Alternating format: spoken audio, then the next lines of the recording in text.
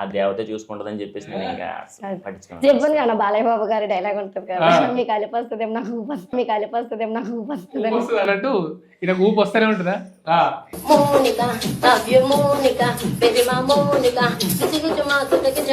Views ఎప్పుడైతే down అయితే అప్పుడు తగ్గుతారు, అప్పటి వరకు. అక్కడి వరకు మాత్రం ఈవిడ స్లో అయినా ఊరుకోను, నేను స్లో అవను. స్లో అయిందంటే వెనకాల పొడిచేస్తుంటాం.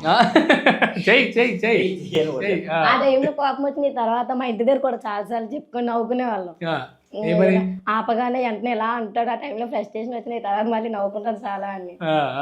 సో ఇప్పుడు అంటే లైవ్ లోకి వెళ్ళడం, పాటలు పాడడము అండ్ మ్యూజిక్ ఇవ్వడం ఇదంతా సరే, ఇన్స్టాగ్రామ్ లో చాలా ట్రోలింగ్స్ అవుతున్నాయి, ఎప్పుడు మీవే పెడుతున్నారు, ఏమనిపిస్తుంది అవన్నీ చూసి? చెప్పాను కన్నా హ్యాపీ ఒక విధంగా చెప్పాలని, నిజంగా ఇన్స్టా ఫాలోవర్స్ పెరిగిందంటే ఆ ట్రోల్స్ వల్ల మాకైతే.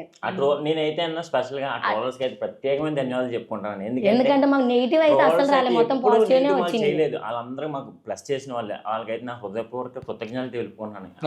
మెయిన్ పెద్దగా ట్రోల్ అయింది ఏంటంటే if my friend married to an influencer, YouTube influencer, Instagram influencer, అది బాగా వైరల్ అయింది. అది యాక్చువల్లీ అది చూసినప్పుడు అలా నేను అసలు నేను చేసిందే నీ వాళ్ళ కదా అందరూ, కానీ కామెంట్ అక్కడ మొత్తం నా పైన ఉన్నాయి. Comment big boxer influencer.